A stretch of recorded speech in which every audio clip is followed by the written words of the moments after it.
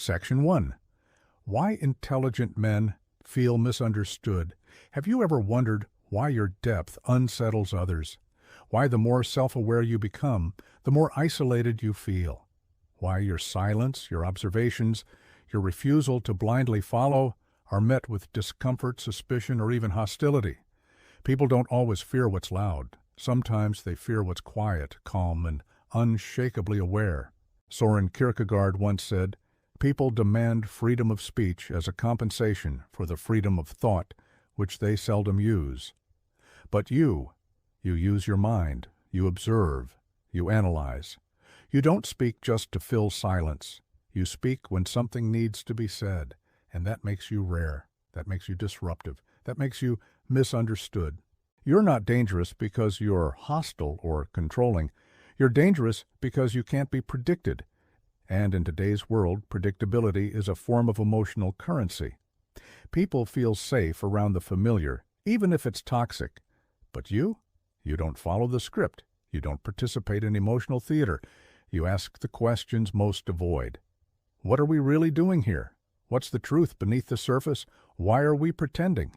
This depth, this unwavering need for truth, threatens the comfort zones of others, especially those who rely on emotional manipulation, surface-level validation, or unspoken rules to get by. You see through things. You notice what's not said just as clearly as what is. You detect false confidence, hidden motives, and the masks people wear to protect their egos. You're not trying to expose anyone, but your very presence, calm, observant, deeply aware, exposes what they're trying to hide from themselves. And that makes people defensive, especially in romantic relationships. Modern relationships aren't built on mutual growth or self-awareness. They're often built on comfort, escapism, and mutual roles. The nice guy, the provider, the bad boy, the simp. But the intelligent man, he doesn't fit into those boxes. He refuses to reduce himself to a stereotype. He doesn't chase attention. He doesn't worship women, nor does he despise them. He simply sees them, clearly, fully. And that alone is enough to unnerve someone who's used to being adored without being understood. Women don't pull away because you're broken. They pull away because they feel seen. And to be truly seen, without the mask, without the performance, is terrifying if you haven't yet accepted who you really are. And let's be honest, you've probably learned to keep quiet. You've learned that most people don't want the truth. They want agreement. They want performance. They want someone who plays along, not someone who asks, "Why are we doing this?" But your soul isn't for sale. You don't need to be chosen to feel worthy. You don't need approval to feel alive. You're not here to play a role. You're here to live in truth. And that truth doesn't always lead to applause. Sometimes it leads to isolation. Still, you'd rather walk alone in truth than be surrounded by people who only love your mask. That's the core of it. An intelligent man doesn't reject connection. He rejects false connection. He doesn't fear intimacy. He fears manipulation, dressed as love. He doesn't avoid women. He avoids dependency, drama, and emotional confusion. He seeks clarity, simplicity, and realness, not perfection, honesty. In a world where most people are still asleep, still lost in image and performance, you are awake.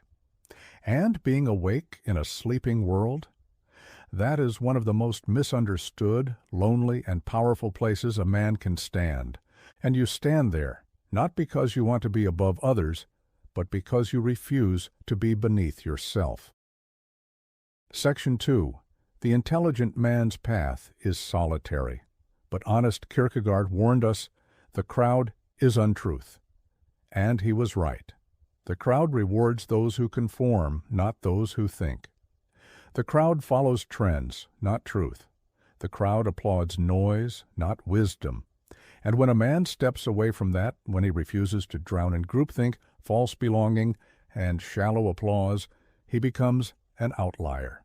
Not because he's trying to be different, but because he refuses to be inauthentic. The intelligent man does not isolate himself out of bitterness. He isolates himself out of necessity. The solitude he chooses is not loneliness. It's space to think, to recalibrate, to remain uncorrupted. Because every day the world tries to pull him into a performance. Smile more, care more, agree more, talk like them, think like them, react like them. And every time he says no to this pressure, he protects something sacred within him, his inner integrity. This man is not moved by applause, and he is not controlled by guilt. He has outgrown the need to be accepted, to be admired, to be seen as good by people who don't even know what goodness is. He has tasted the silence that comes after truth is spoken. He has walked away from rooms where everyone else stayed because the vibe was comfortable, even though the energy was toxic. Women don't fear intelligent men because they're too smart. That's just a convenient excuse. They fear them because they cannot define them, cannot predict them, and cannot possess them. These men cannot be emotionally blackmailed, manipulated with silence, or baited into proving their worth. And when a woman cannot control a man through emotional tactics, she either evolves or she leaves. Because being in the presence of a man who is unbothered by emotional games is confronting. It forces her to face her own patterns. A conscious man is not immune to pain, but he's not controlled by it. He has felt deeply, lost deeply, and still chosen not to harden. He doesn't numb himself. He refines himself. That is the kind of strength most people aren't ready for. Because real strength doesn't come from dominance. It comes from stillness, from restraint, from the ability to sit in a room and not need to impress anyone. And when a man no longer needs to be liked, he becomes free, free from validation, free from comparison, free from emotional dependency. And when a man is truly free, he becomes dangerous, not because he's looking for a fight, but because he cannot be controlled. You can't tempt him with flattery. You can't weaken him with rejection. You can't shake him with gossip. He does not chase chaos. He watches it calmly from the shore. This is where the isolation begins. People look at you differently. They say you've changed, and you have. They say you're distant, and you are. They say you think too much, and you do, because someone has to. You start to realize something profound. Most people don't want to be seen. They want to be praised. And the intelligent man? He doesn't praise by default. He sees. He observes. He listens without needing to react. He hears what isn't being said. He notices the contradiction between a person's words and their energy. And that kind of seeing, unfiltered, undemanding, and non-judgmental, is terrifying to those still living in denial. People are uneasy around your silence because it's not just the absence of noise. It's the presence of awareness. And awareness is threatening to those who rely on distraction to survive. The intelligent man builds his identity not on how many people recognize him, but on how deeply he recognizes himself. And in that quiet, solitary, honest place, he becomes unshakable, not because he's trying to be strong, but because he's stopped pretending to be anything else. Section 3. Choosing Truth Over Acceptance.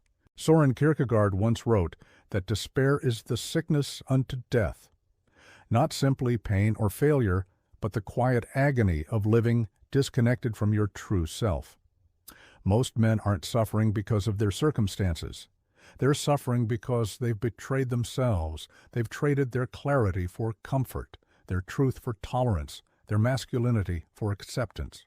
But when the intelligent man wakes up, really wakes up, he becomes a problem, not to himself, but to the system that relied on his unconscious compliance. He no longer smiles to be liked. He no longer apologizes for seeing clearly. He no longer softens his voice to be non-threatening. And when he stops performing, the mask society handed him begins to crack. Modern culture doesn't fear loud men. It fears awake men, men who see the lies in advertising, in relationships, in social roles, men who know the difference between intimacy and enmeshment, between love and control, between validation and value. A man like that can't be seduced by temporary praise or intimidated by temporary rejection, because most people don't want to love you. They want to use you. They want your presence without your power. They want your attention without your depth. They want you to be a role, not a real human being. And when a man refuses to be reduced to a role, when he chooses truth over likability, clarity over compliance, he becomes deeply inconvenient to those who benefited from his silence. The intelligent man doesn't chase approval. He doesn't rehearse his identity for likes or applause. He's not palatable because he knows that dilution is death. He knows that real love doesn't require a performance. It requires presence. It requires honesty. It requires wholeness. You're not waiting to be chosen. You're waiting to be met. And to be met truly, the other must also be whole. But wholeness is rare. Most are still gathering their broken pieces, wearing confidence like armor, and calling it love. So when you stand in front of them, whole, grounded, unyielding, you become a mirror. And mirrors don't lie. They show people what they are and what they're not. That's why your clarity offends, not because you attack, but because you reflect. And reflection is uncomfortable for those living in illusion. You don't hate women, you don't hate people. You simply refuse to worship illusions.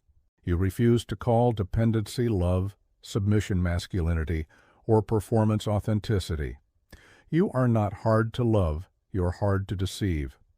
Your clarity is not cruelty, your standards are not arrogance, your boundaries are not rejection, they are protection.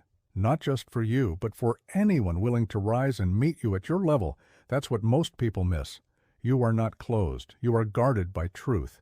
You are not unavailable. You are unwilling to abandon yourself to be understood by those who never understood themselves. Kierkegaard said, "The most common form of despair is not being who you are." And that's the tragedy you've outgrown. You no longer wish to be accepted by the world at the cost of betraying your soul. You scare people, not because you're cruel or distant, but because you're unconditioned. You cannot be molded, shaped, or sold. You're not a product. You're a presence. You're not defined by the external. You've built your life from the inside out. And a man who has done that cannot be controlled. He can be respected. He can be loved, but he cannot be owned. That is the real threat, not just to relationships, but to every system that profits from male silence, emotional chaos, and spiritual fragmentation. So no, you are not misunderstood because something is wrong with you. You are misunderstood because something is right with you, something rare, unyielding, and true. You are a man who chose truth over acceptance, and in doing so, you became free.